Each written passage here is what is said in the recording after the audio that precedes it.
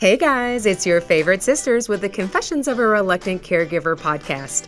On the show, you'll hear caregivers confessing the good, the bad, and the completely unexpected. You're guaranteed to relate, be inspired, leave with helpful tips and resources, and of course, laugh. Now, let's jump right in to today's guest confession. Hey Jay. Hey Natalie. How are you doing? I'm fine. How are you? You seem a little punchy. I feel a little punchy. You know what? I think I'm hungry. Oh, well, I don't know what to tell you that because right now we're going to record a podcast with our bestie, Tracy. You know, I heard, though, we're having dinner at your house tonight. This is what I love about recording with you. And Jason, your husband, he's quite the chef. And this morning when he came in and said, hey, can I use this mixer? And because I want to make mashed potatoes, I was in. So if we have mashed potatoes at 2:30 in the afternoon, I'm fine with that. We don't have to wait till dinner. I'm pretty sure it's salmon, roasted broccoli, and mashed potatoes. You know, I have to tell you, this is not a cooking show, but I just, when it comes to food, I'm all over it, Tracy. And my husband is a fantastic cook. Nobody will ever want to eat my food. I don't cook. And so when I asked Jason what was dinner, I was like, ooh, Mashed potatoes. So, again, It's not a cooking show. It's not a cooking show. Let's talk about caregiving, and let's talk about our amazing guest, Tracy. Tracy's the bomb. She is the bomb. Let me talk to you. Let me just tell you that you weren't on our intro call. Yeah, I could have talked to Tracy all day. Let's just talk about that. So I will say this: how many times has a caregiving come up when people were not expecting it? Were you expecting your caregiving experience? Absolutely not. I know, it was like a hot mess. So Tracy is an actress. She's a writer. She's a producer and a content creator based in New York City. She's from the Big Apple. She's not from the Big Apple. No, but she's in the Big Apple. Okay. So, but her career took an unexpected turn, like a detour, when her grandmother took a hard fall and was seriously injured right after her 90th birthday. You're going to love this. The fact that she's 90 and she's pretty awesome. She's 97 right now, but this was after her 90th birthday. You're going to love the grandmother, though, because I love her already. The doctor said she could no longer live alone. Mm-hmm. So what does this family do? Get ready. Every 6 months, Tracy leaves her home in New York City, and she goes south. She's kind of like the geese. She goes south to Mississippi. I hope it's for the winter, Tracy. I hope that you're going, you're like a snowbird. You're a snowbird to Mississippi. She goes south to Mississippi to take care of her grandmother. And her mom have been doing this exchange caregiver program for the last 6 years. So, Tracy, you are here today to talk about this caregiving journey. I love your family when we talked about them. She's got a really cool background. Oh, I can't wait to hear about it. I wish you'd stop telling everybody so Tracy can tell. She's excited you're here. Yay! I'm excited to be with y'all. Are hilarious. You got me hungry. You talk about Brussels sprouts. I love Brussels sprouts. Girl, don't you love Brussels sprouts?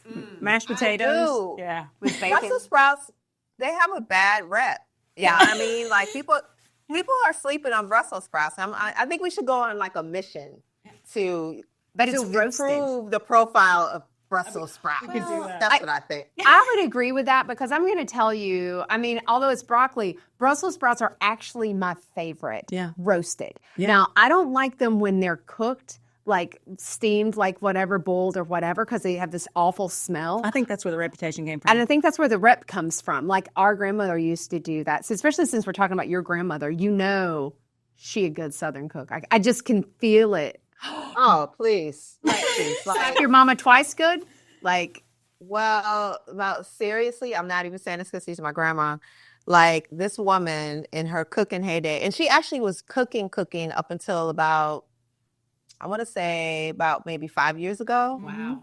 This woman can throw down in the kitchen. Everyone wanted her dressing. Everyone wanted everything. Great cook. And so she has definitely passed on those skills. No, those are my important. Mom, great cook, my aunt. Yeah. But that's important. That's who we are. That's our history. And when we come together, we always come together around food. Oh, I love it. that's all we do is eat. And caregiving. Yeah, and caregiving. So I want to hear about this. I want to hear about childhood, about life, because eventually, you have a career, and then this caregiving thing happens. But tell me about your family, because it's cool. I love you. Give us the backstory. We want the backstory. We want the goods. It's taking forever. So, all right, the backstory. So my my grandparents were both born in Mississippi. And both of them at some point left Mississippi and moved to Chicago.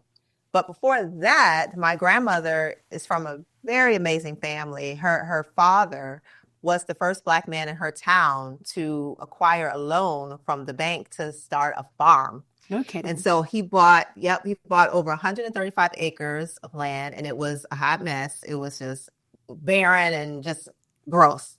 And he and my grandmother and her siblings and my great-grandmother, they tilled until it just became the most amazing and beautiful farm. So he was a farmer. He was a dairy farmer. He had cattle. He had everything. So beautiful. And so they were pretty much known in the town. And that's where my grandmother still is. So my grandmother and her siblings, they've all passed away. She's the last sibling, but like their children and grandchildren. So we're all like on that land there. We're not farming anymore. Yeah. But the land is still there and it's still beautiful and amazing. So at some point, like I said, my grandparents moved to Chicago. They met each other, had a family, bada bing, bada boom. I come along and I spent, And they stopped at that. and they stopped right there because, I mean, after me, what else is there? Perfection. Anything else? That's exactly right. Anything else? Exactly. But yeah, so I spent my childhood going to Mississippi anyway because my grandparents moved back to Mississippi and at some point to build a house and, just to kind of settle down there. So I spent my life going to Mississippi anyway. So this isn't a big shock. People always ask me, oh, isn't it weird to go from? No, it's not weird. It's normal. It's life, and it just gives me an opportunity to, as an adult, get a break from New York and, just go and be serene and do something that I think I'm supposed to do, which is take care of my grandmother. So It's a different pace. Having lived in New York, it's a different pace. And I had the opportunity with my job to go down to Mississippi because we do services down there. And it was just, I love it. I loved it. Mississippi was great when I got to travel down there. I've been to Alabama. And so, because, we're originally from Tennessee. And there's something about the South. There's something about, it's a different pace. It's a different feeling. And, every place has their goods and bads. But I like that you get to go, you get the best of both worlds. You get the urban and you get some laid back. And so although the interesting question will be, do you really get to relax, though? Because caregiving can be so not relaxing. Exactly. So, okay, so let's keep going. And so you're going back and forth, childhood, and between Chicago and Mississippi. Totally makes sense. You're visiting. And then you grow up. You get into an adulthood. What's life like? How's life treating you right up until you get that call 6-7 years ago? So what's going on with that? Good question. So I eventually moved to New York for an acting career. I attended a performing arts school here, the American Musical and Dramatic Academy. And so I just love New York and I just stayed in New York. And mostly a large part of my career was spent doing commercials. I booked a lot of commercials and that's how I made a lot of my money. And so, I love New York. I'm living a New York life. I feel like my career is really getting started again, because in the entertainment business, it's ups and it's downs. It's, it's like this. It's not a straight line for anyone. And so I really feel like, okay, things are going great. And I feel like I'm in a place where I have this down. And then grandma falls. And I have to say that we had become accustomed to her living alone, obviously. And, and we're calling her. I talk to her all day and she has her nieces and her nephews there and they check on her. And she's doing great. And I think this is a lesson for all pre-caretakers, I'll say, right? If you're dealing with an elder parent or a grandparent, you do get comfortable and think, oh, they're good. They're independent. She's great. She's rolling along. I mean, she's super independent and she was still cooking all those great meals and just moving along and having and enjoying life. And so we did have those times when we would say, well, what's going to happen when? But we'd like push it off. Oh, that's we all years from now. That's 5 years from now. That's 10 years. And then when it really happens, you're like, whoa, 10 years is today, right? And so when it first happened, my mom went first, and she was getting ready to go to Hong Kong, though. So she went. It was right before Christmas, which my normal thing was to go and spend the end of the year with grandma anyway. So I would go right after Thanksgiving, and I would stay with her till like maybe middle of January. So that was my normal thing. It's been that for like many years now.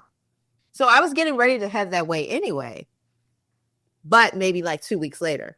So mom goes, and she sees grandma through the hospital stay, and she gets her home and everything. And then she says to me, well, I'm getting ready to go to Hong Kong. Can you come early? I'm like, great. So I pack up my apartment, just leave it, and I go to Mississippi, not really knowing how long I'm going to be there.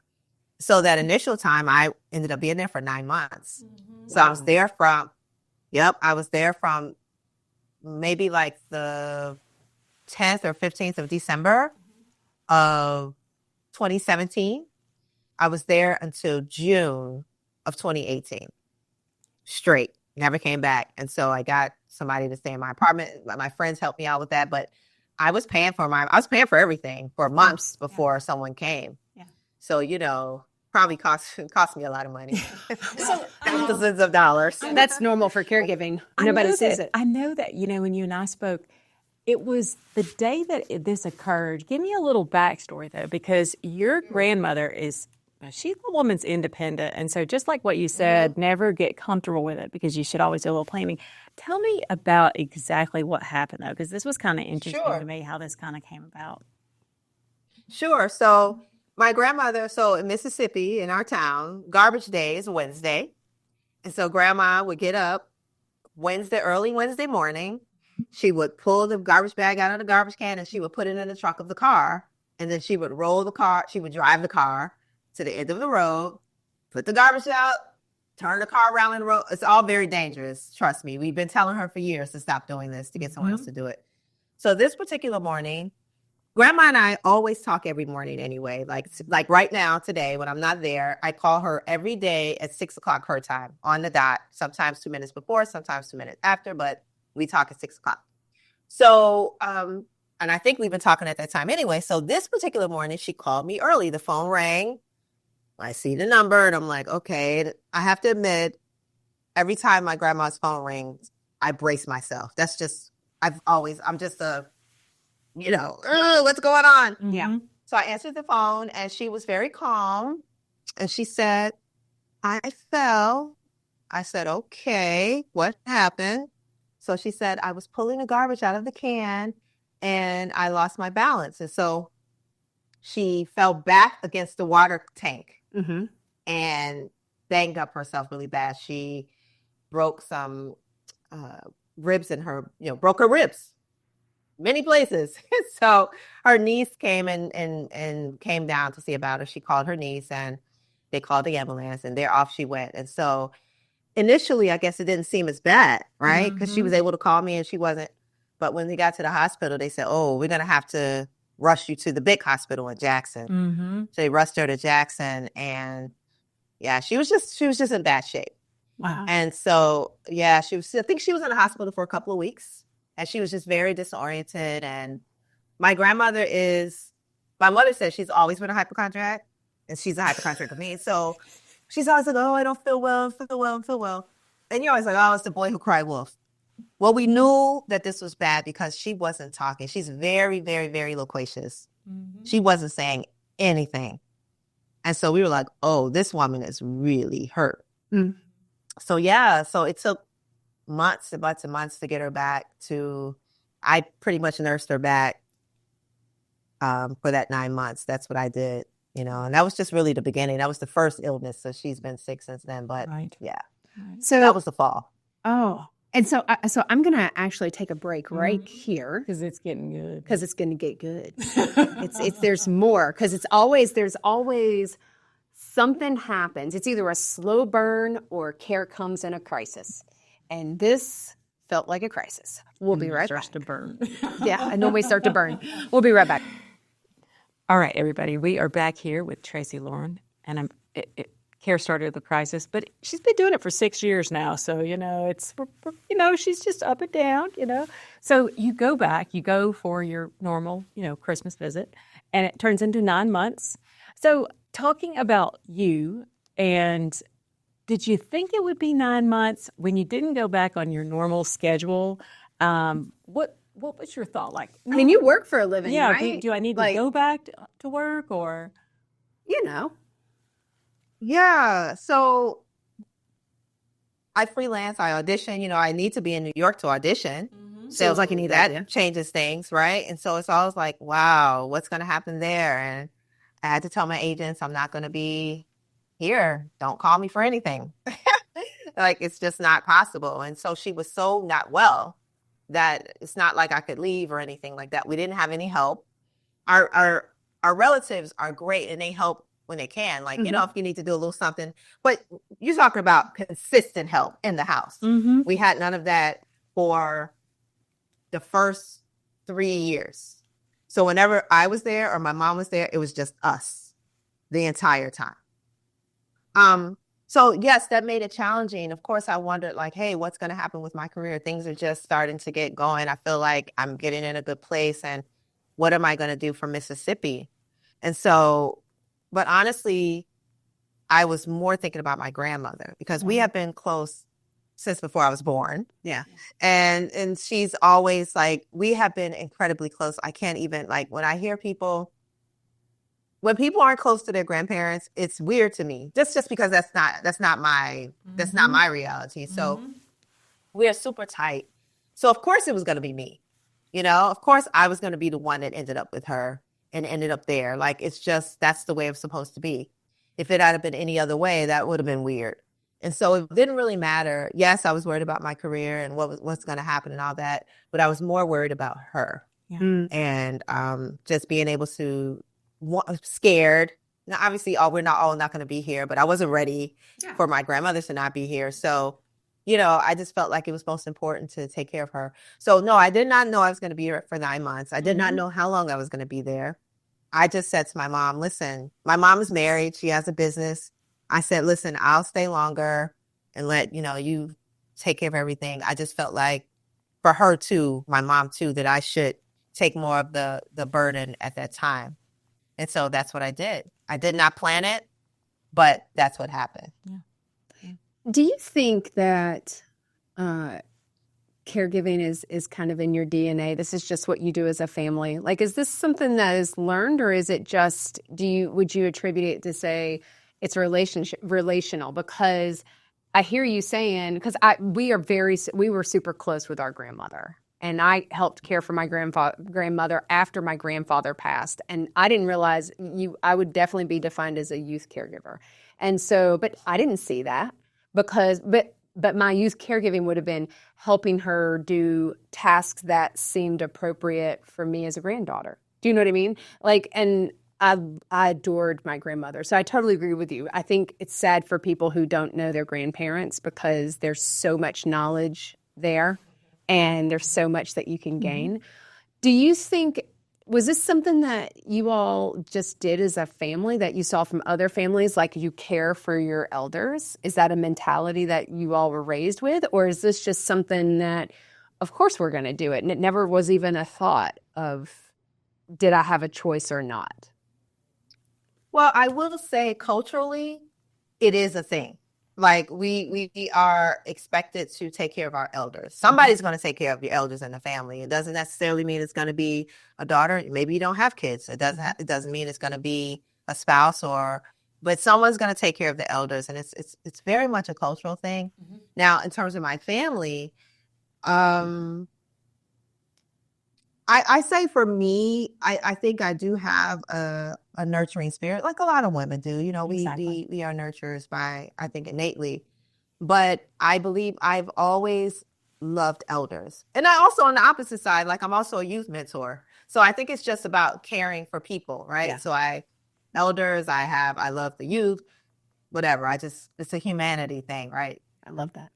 But I believe that for me, and for my mom, it was something, it's like, yeah, of course, this is what's going to happen. And we got to figure out how to make it happen. Now, my other family members, they pitch in the way they can. I have my grandmother's grandson, my cousin. He is a firefighter in Houston. And so he can't be there every day like I can, right? And so, but when we have doctor's appointments and Jackson or something, he'll take us to the doctor's appointment and he'll do the things that he can do to pitch in. You know, my aunt, she pitches in however she can from Chicago. But my mom and I, we are carrying the load. Mm-hmm. And that's just how it is. Like we are literally, you know, we're the ones that are there all the time. We make the decisions. We're the ones that have to deal with hiring help. We do have help now. Okay. Someone's leaving. I just found out, so I'm devastated. But because we love her, but you know, we're the ones that's carrying the load. Yeah. So was this a conversation? You'll get to ask a question. Oh, sorry, second, Jay. No. Sorry. Good try. Good try. Was this was this a family conversation? And would you say that you were prepared, like all the paperwork, POA, medical POA, all that stuff? Did you think that you guys, was this just a conversation and as she was aging, even for your mom now, if you think about it now, we've had these conversations, we know exactly what we want to do. This is what that person wants. And so we're ready, even though we're never really ready when it happens. We think we're ready, but there's always like all the unknowns. Or was it just like we had to do it? Sorry. Yes, I'm sorry. Honestly, we did it the way you're not supposed to do it. There's no conversation, no preparation. Like I am always, again, I think because I've always been, so when my grandfather passed away, my cousin Jason, who I just spoke about, he came from Chicago and he stayed with my grandma because he was little. You know, he was very, very young. I was in college. And so he stayed with grandma until he graduated from college. And then he left and he went off to live his life. But grandma was young then, you know, she was young. She was a pup. She didn't need to. Yeah, she was very young. So, but I've always been the one that's always there. Even when I'm supposed to just be there for a week or two, my stay would always get extended to like a month, 6 weeks, whatever, because I had the most flexibility. You know, I'm this freelance artist, artsy-fartsy weirdo. And so, you know, I could kind of work my life around like that. Yeah. I think that it may have just been something where, again, of course, Tracy will be there. You know what I mean? I don't know if we never spoke that, but of course I'll be there. Yeah. But we never, even when my grandma fell, I can't honestly tell you guys if we had a conference and was like, all right, this is what's happening. I don't think that's what happened. I think I was like, grandma fell. I'm here. I'm in charge. And I'm still here. Are you in charge? Were you in charge, basically? Were you making the rules and stuff? I got to know. Like, how were decisions made? I mean, they're just, the rules got to be made. You know what I mean? Like, who's going to... Here's the thing. You stepped into the gap. You stepped into the open space because a lot of people, I think, don't feel comfortable with like, oh my gosh, what's this going to mean? There's all these extra things in the background that's impacting your decision. And what I hear you just saying over and over again is like, I just did it because it was the right thing to do. Of course, I'm going to care for my grandmother, and of course, I'm going to be there 9 months, like having a baby. But I mean, that's the reality. Yeah. And so, how was it different going into the situation at that point? So you're going in with a different visit, if you think about it. You're going in and you're coming in, because I think you probably provided caregiving at some level over the years, the entire relationship.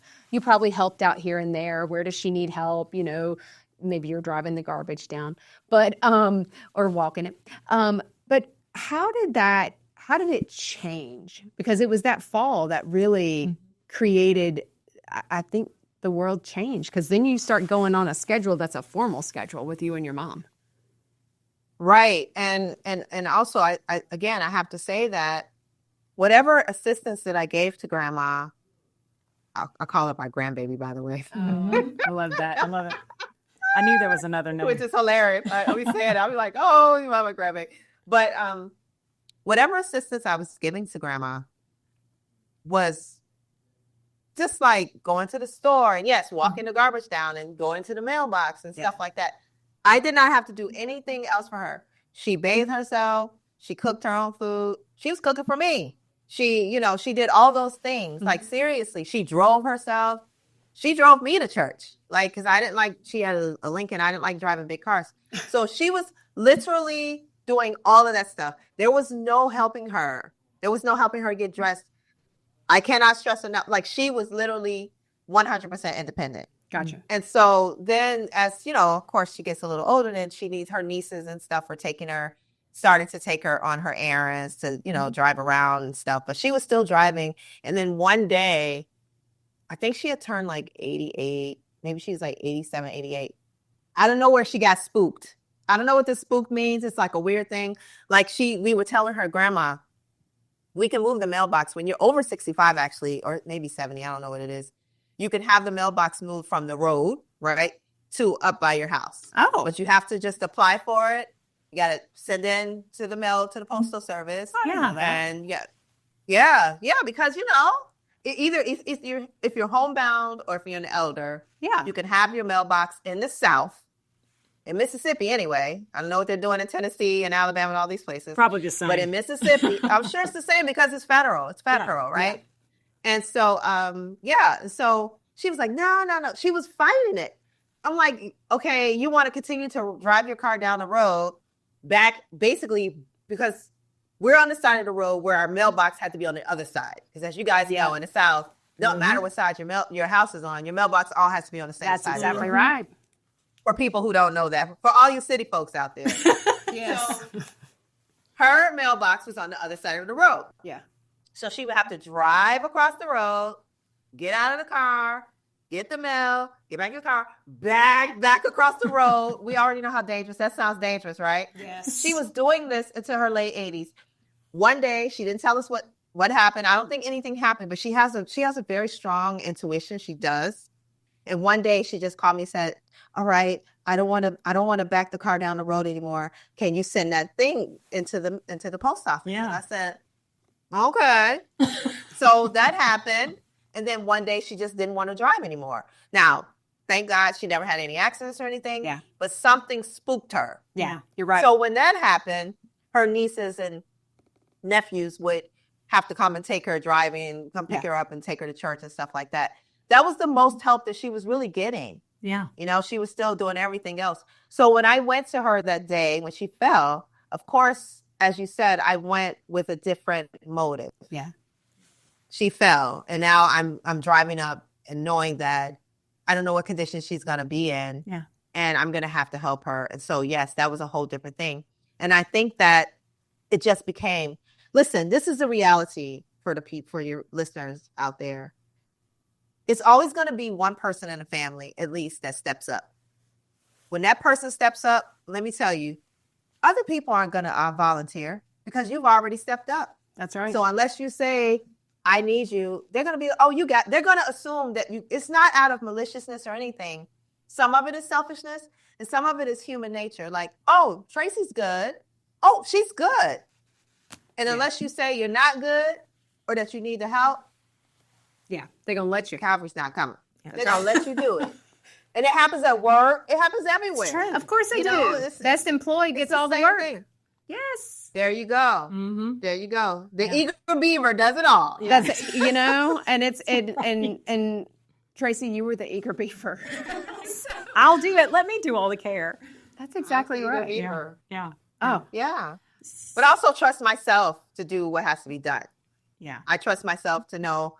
Oh, and I've had to actually help Grandma through a lot of, in these last almost 7 years, really, through some very tumultuous times after the fall. Yeah. There's been some other stuff that I've helped her through, and it's been really, to me, the fall was the easiest thing. The beginning. If I'm being honest with you. Yeah. Since, and she's actually, her doctors don't understand this or anything. It's probably the only thing that can explain is really a spiritual thing.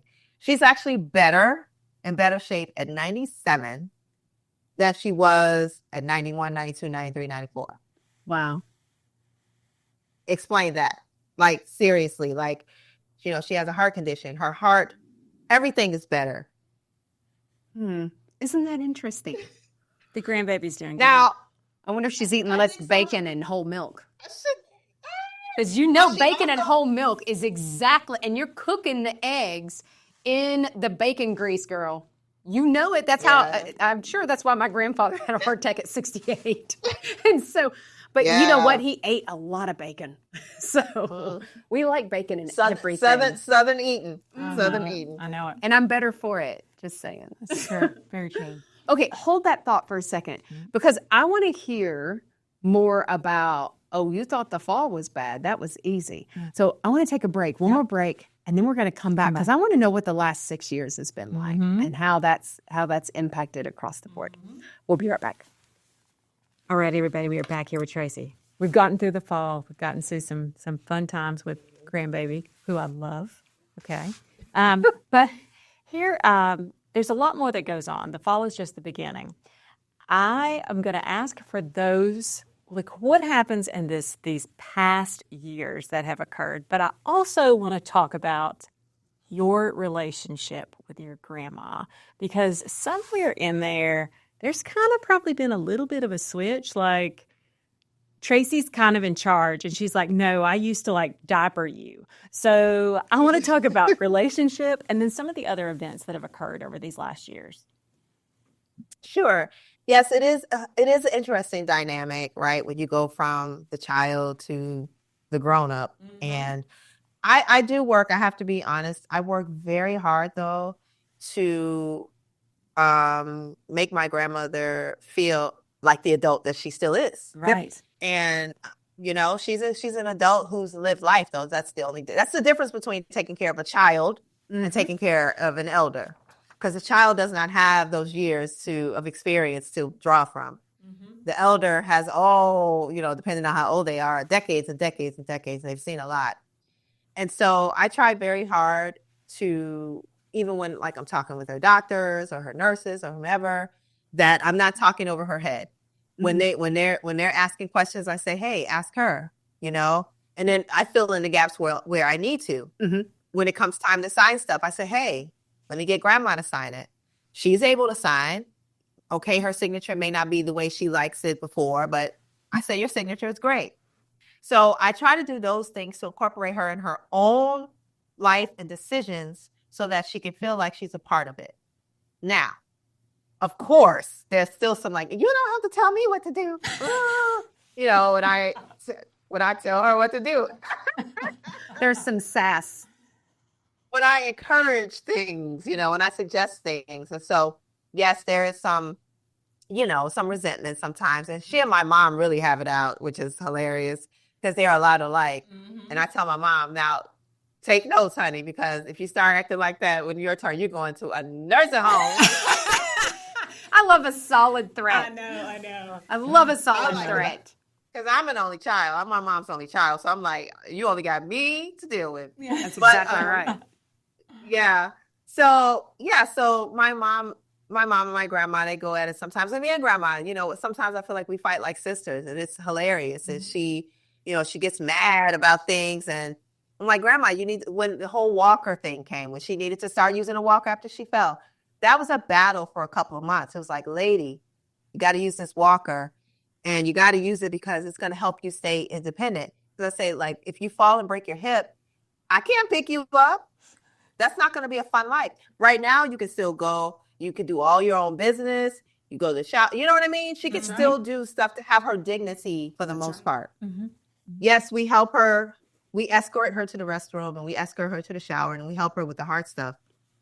But she does the dirty stuff. I'm like, when it comes, I'm like, that's your turn, honey. That's all you. I don't do any of that. I love Tracy. That's not in my contract. I like that. My imaginary contract that I feel like I signed with blood. Yeah. But totally fine. Yeah, you know, I think that's interesting because you've not gotten to the point then that you're having to cross over. You know what I mean by there's a time that you cross over.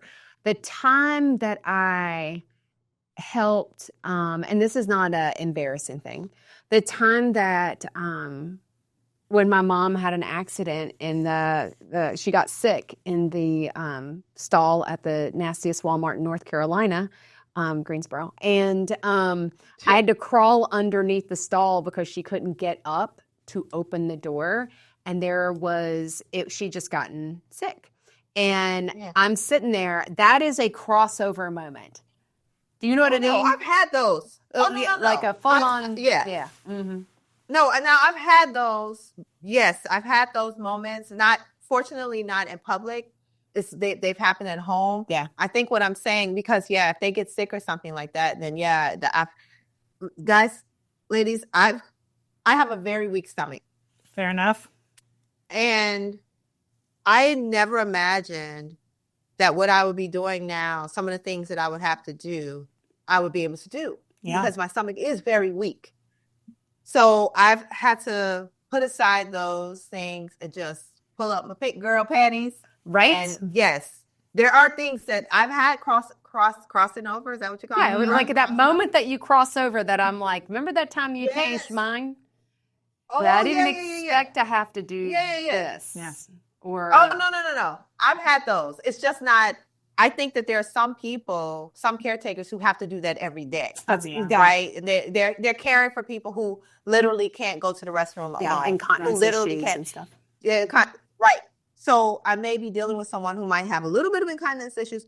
However, most of the time, she can take care of her own self in that way. Yeah. So I guess that's the difference. The difference is between someone who may occasionally have an accident and you may have to help, or someone who every day, this is what they can't get out. They're bedridden. You have to wash them from the bed. You have to bring the pot thing over. Yeah.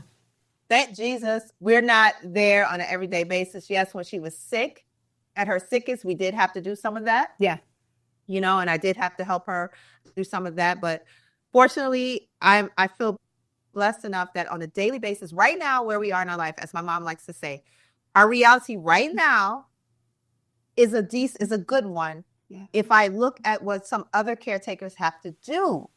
And so if you do that, you don't complain then about the stuff that you do have to do, because you're like, I have friends who've taken care of elders with Alzheimer's, and it's so hard. My friend who just lost her mom, who I knew, her mom's Alzheimer's had just gotten really bad, and so for her, she had an everyday crossing over day, every day, for the last 3 years. Yeah. Mm. So Tracy, that's not. I listened to you, Tracy, and you're like, you know what? Somebody's got it harder than me. That's Tracy's attitude. So I got it good. I'm a caregiver, and I love caring for my grandmother. Somebody else, your attitude is always, I look at somebody else, and they have it harder than me, so I got it good. It's an ability to show some gratitude. It is. I mean, it's shifting the lens to say, you know what, this is not great. And trust me, I felt that way with my husband and some things that drove me crazy. But I'm like, but it's not as bad as it could be. And, I don't even know if we would even recognize as bad as it could be, in the sense of there's always someone's that seems a little bit harder. And it allows us to have empathy, because we can, and there's a difference between sympathy and empathetic, and being like, I'm just going to come sit right here beside you and say, I feel you. Yeah. I know I can relate. It's why we do the podcast, because your story is so important, because people are going to hear it and be like, yeah, I can relate to that. Yeah. I can relate the fight over, and it feels like sometimes it feels like you're fighting for stuff. Like, hey, I think this will help you. Why am I having to fight with you? And I think ultimately it goes back to what you said: dignity, independence, decision making. And when we as caregivers, because we're forced, and this is a thing, we're forced to make decisions so often when our loved ones can't. It's in those moments when they can't, that we're so used to stepping up and making that answer, that we don't give them the opportunity. And that's when it starts to be this rub. Yeah. Yeah. That's true. Mm-hmm. So, Tracy, you have, even in the midst of all this, you've been doing a lot. So, I mean, you have this caregiving, but you still have found a way to, and I say this, you care, but then you've also thrived. So I want to know how you've found this balance. Good question. How are you doing all this switching back and forth? You're going back and forth every 6 months, and you're working, and do you have relationships? Are you able to, see that face? Trust me, I got you on that. You know, like, what does the future look like? You've done a lot of amazing stuff. So how tell have me you about done it? that. Yeah, how have you done it? Like, what would you say encouraging to others who are in the midst of it, but moving forward? I think so.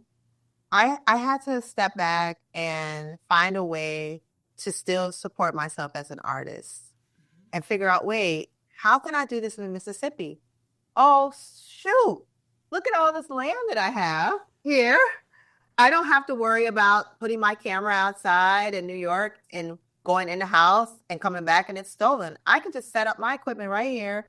I can do I have every type of set that I can imagine that I need right here. It never dawned on me because before I was just coming to Mississippi to see grandma for the 2 weeks or the 3 weeks or the 6 weeks, going back to New York and doing my artsy thing. Yeah. I was like, oh, wow. So when that hit me and I started to expand myself creatively and realize that I can do it in Mississippi, I'm not going to say better than in New York, but in a different way. Yeah. So now at this point, I got a whole little studio in Mississippi that I don't have to pay for. Don't you? Because, Free feels good. you know what I'm saying? But yeah, I just opened myself up. So what I would say to other caretakers, no matter what field you're in, is you have to be open to expanding yourself and your opportunities from wherever your caretaking, caregiving is. And figuring out, how can I parlay whatever this is that I'm doing right now? How can I still take care of myself, my business, or creatively, whatever your business is? There is a way to do it, or maybe the caregiving extends into your business. I don't know, but there's some kind of way that you have to say, how can I satiate that part of me? Because you cannot just allow yourself to just be a caregiver, because then resentment will grow. Even though you don't want it to. You love your person, unconditionally. But we're human. So you don't want to get to, at some point, we're all going to leave. And whoever you're taking care of, if they leave before you, and then you've put all this energy and time and love into them, and then when it's time for you're lost. And so I think that we have to find a way to ease our lifestyles back into the caregiving. So for me, that took a while. Obviously, the first 9 months, I didn't know what was going to happen. So I'm just taking care of her. There's no, oh my God, I'm resentful. But once I realized that this is going to be every 6 months, then I had to say, how do I make this work so that I'm both taking care of grandma and doing my duties as a granddaughter and as a human being, and then also take care of Tracy as an artist and as a creative person. So that's important to figure out some kind of way. And it's not easy. And, for me, yes, when I didn't have any help at all, you should have seen me running back and forth, going outside to film, coming back in to check on grandma, running outside to film again, coming back in, opening the door. Are you okay? Yeah, I'm fine. All right, I'll be back outside. But it became a thing because when I shot in front of the house, she could see me running back and forth. And she got a big kick out of that. Like, you just are running. So, I found a way to make it work. And it doesn't always work perfectly. Of course, I have to pass up auditions and stuff. My agents will call me for something to see. I passed up a Super Bowl audition last year. And it was like, I was like, man, I want to do a Super Bowl commercial so bad, but it didn't make any sense. I wasn't going to make it to LA to shoot the thing. I didn't have anything in place. So commercials run very fast, move quickly. You don't have you audition for a commercial, you get it, and then they're like, all right, we'll see you next month. No, you audition for the commercial. You usually get a call back the next day if you're going to get one. And the filming is usually in 2 to 3 days. Wow. So it moves too quickly for me to be like, you know what I mean? Unless it's shooting in New Orleans or something like that, then I can make that happen because I'm close to New Orleans and Mississippi, but Any regret about that, though? Are you like, gosh, if I wasn't caregiving, I could have done a Super Bowl? You've been the Super Bowl commercial. Nope. Yeah, no regret. I can say to you with 100% honesty, I'm not even lying to you guys. I have no regret. My grandmother and I have so much fun together. We have a ball, and I found a way when I can incorporate her into my filming. She's in my season 3 of my series, Black History Baddies. She's in season 3. And whenever I can, I include her in. One thing I will say to your listeners out there, if you are caretaking, especially for an elder, record them as much as you can. Ask them questions about their lives. Have that written, because once they're gone, and their stories will go with them. So I make sure that each and every day that I'm with her, that I get something. And so so her story won't go with her. It'll be with me. I love that. I know. It's like a tribute. I know. That you get to hear it all now. I know. I love that. I like it all now. All right, so I can't believe we're already at the end of our time, but we're clearly all we're gonna be besties. So my bestie. I had her. Yeah, she's had her first. She's already decided she likes me better. But speaking of besties, we've got 2 questions we're gonna ask. So what is your sister question? Okay, first of all, I'm going to tell everybody, Tracy is a blast. She's got so much going on, and you can see, find, hear all kinds of stuff. We're going to have it in the show notes about Tracy, because she's into all kinds of wild and crazy stuff. That's all I got to say about that. And then, but my question is, you say something in notes, and it says, it's okay not to know everything. Tell me why that's so important. Because as a caretaker, as you guys said at the top of this, caretaking does not come with a 9-month preparation as maternity does, right? You get pregnant, you get time to prepare, even though you can still say you're not prepared once you have a baby, and I do get that. But at least there's some kind of prep time. Yeah. Caregiving is often, boom, bam, baby. You wake up one day and you are a caregiver. There is no prep. Yeah. So you are learning on the fly. Every day you're learning something, and every day protocols are going to change, and you have to be okay with that. And if you don't know something today, that's fine. You'll know it tomorrow because you lived it today. And so you have to be okay with making mistakes. You have to be okay with learning. You can't be so arrogant to think that you know everything. And you can't be so arrogant that you don't ask someone for help. Even if that person is someone you cannot stand, but you're like, oh man, Rebecca went through this. I got a car, Rebecca. Yeah, I'm calling that beef. So here's my last question. This is always my question. What is your favorite guilty pleasure? What is the one thing that you love to do just for you?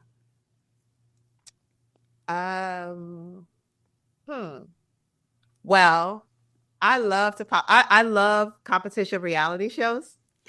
And so I love The Survivor. I love stuff like that. So I will just pop on a marathon if I can. Like when I get to, before I had help with grandma, I would sneak and just not sneak, but you know what I mean? I would turn on my phone and I would lie there very still, because sometimes I would be in her room with her in her bed with her, and I'd just be very still, I don't want her to know that I'm awake. And I'll watch it. I do that with my husband. Oh, so many things I could say, and I'm not, because it ain't that kind of podcast, Tracy.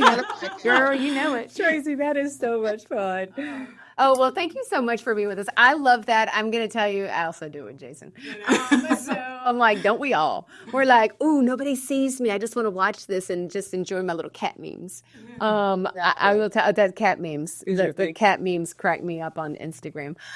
Tracy, thanks so much for being with us. You are such a blessing, and your attitude is unbelievable. And I love that you love your grandmother so much. Because I feel it. It comes through. I know every listener and viewer will feel that love. And I didn't hear you say, this is easy. It's all rainbows and unicorns, people. Because I didn't hear that at all. But you give people hope that it can be okay. And so anyway, all right. Well, guys, until we confess again, we'll see you next time. Bye-bye.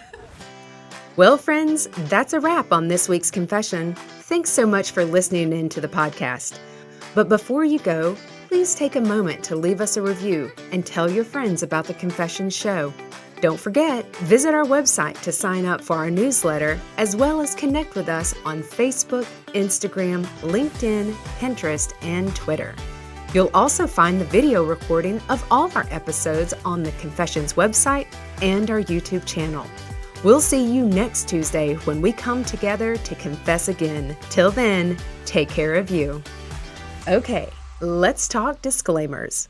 We are not medical professionals and are not providing any medical advice. If you have medical questions, we recommend that you talk with a medical professional of your choice. As always, my sisters and I at Confessions of a Reluctant Caregiver have taken care in selecting the speakers, but the opinions of our speakers are theirs alone. The views and opinions stated in this show are solely those of the contributors and not necessarily those of our distributors or hosting company. This podcast is copyrighted and no part can be reproduced without the express written consent of the Sisterhood of Care, LLC. Thank you for listening to the Confessions of a Reluctant Caregiver podcast.